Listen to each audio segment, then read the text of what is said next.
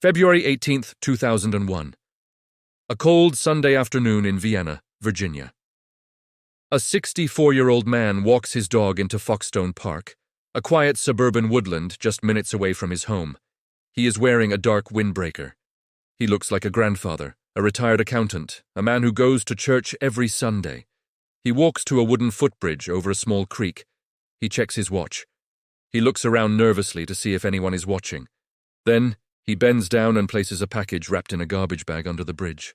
He marks a piece of white adhesive tape on a park sign, a signal to his handlers that the drop is made. As he turns to walk back to his car, van doors slide open. Heavily armed FBI SWAT agents swarm out of the trees. They scream at him to freeze. They force him to the ground, pressing his face into the mud. The old man doesn't fight. He doesn't run. As they click the handcuffs onto his wrists, he looks up at his own colleagues, men he has worked with for decades, and asks a simple, chilling question: "What took you so long?" This man is Robert Hanssen, and for 22 years he was the FBI's darkest secret. He was the hunter who was also the prey. While he was tasked with catching Soviet spies in the United States, he was simultaneously the most damaging spy the Russians ever had. This is the story of the man who sold the American government for diamonds and cash, all while going to Mass every morning. Welcome to the Shadow Dossier. To understand the magnitude of Robert Hanssen's betrayal, you have to understand who he was on the surface. Unlike Aldrich Ames, who we discussed in a previous file, Hanssen didn't drive a Jaguar. He didn't wear designer suits. He didn't have yellow teeth or a drinking problem. Robert Hanssen was a phantom. He was a devout Catholic, a member of Opus Dei. He drove a beat-up Volkswagen and later a Ford Taurus. He was a father of 6 children. To his neighbors, he was the boring guy next door. To the FBI, he was the Mortician, a nickname given to him because he was dour, dressed in dark suits, and lacked a sense of humor. But he was brilliant. He was one of the first agents in the Bureau to truly understand computers. And that was the problem. The FBI didn't understand computers in the 1980s. But Hanssen did. And he used that ignorance to destroy them from the inside. His treason began in 1979. Hanssen walked into the offices of the GRU, Soviet Military Intelligence, in New York. He didn't do it because he loved communism. He hated it. He called the Soviet Union a godless empire. He did it because he felt undervalued. He did it because he needed money to support his growing family in New York City. And perhaps most darkly, he did it because he wanted to prove he was smarter than everyone else. In that first contact, he gave up the identity of General Dmitry Polyakov. You might remember that name from the Aldrich Ames file. Hanssen actually betrayed him first, but for reasons still debated by historians, the Soviets didn't execute Polyakov immediately. They waited. Hanssen got paid around $20,000 for that first betrayal, and then his wife caught him. She found him in the basement writing a letter to the Soviets. He confessed to her. He cried. He promised he would stop. He went to a priest and confessed his sin of espionage. The priest told him to give the money to charity and never do it again. And for a few years, Robert Hanssen stopped, the dormant phase. But in 1985, the year known as the Year of the Spy, the demon returned. Hanssen was transferred to Washington, D.C., to the FBI headquarters. He was given a job in the analytical division. He had access to everything. On October 1st, 1985, he sent a letter to the KGB. He didn't use his real name. He signed it simply as Ramon Garcia, or B. In the letter, he included highly classified documents as a sample. Thus began the most sophisticated espionage operation in FBI history. Hanssen didn't use dead drops like an amateur.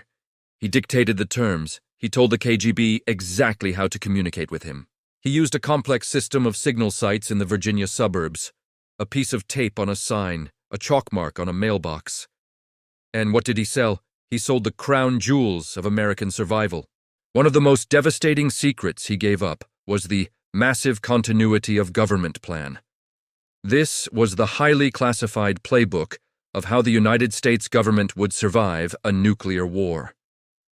It detailed where the president would be moved, where the nuclear codes would be taken, and how the military would regroup after a strike. Hanssen photocopied this entire plan and gave it to the Soviets. In effect, he told the Kremlin exactly how to win World War III. But the betrayal that truly shocked the intelligence community was the tunnel.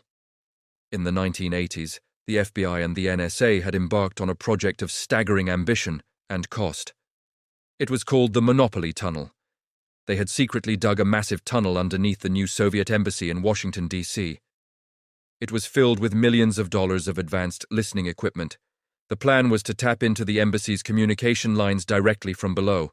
It was an engineering marvel. It cost the U.S. taxpayers hundreds of millions of dollars. Robert Hanssen sold the secret of the tunnel to the KGB. He didn't sell it for millions.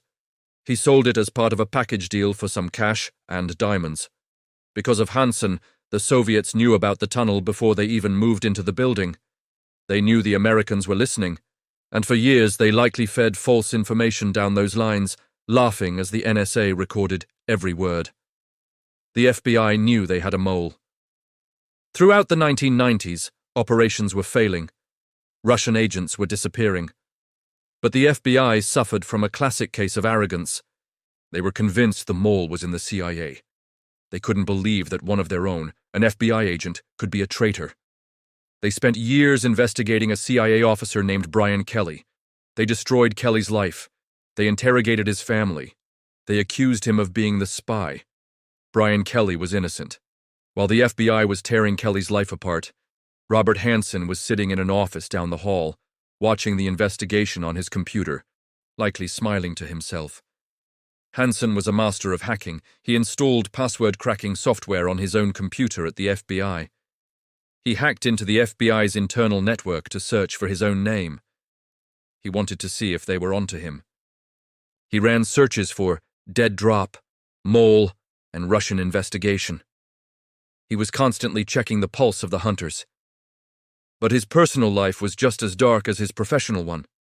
This devout Catholic, who forced his family to pray the rosary, had a secret life. He was obsessed with pornography. He posted explicit stories about his wife on early internet forums. He frequented strip clubs in Washington, D.C., showering a specific stripper with expensive gifts and travel, funded by Russian blood money. He was a man of total contradictions.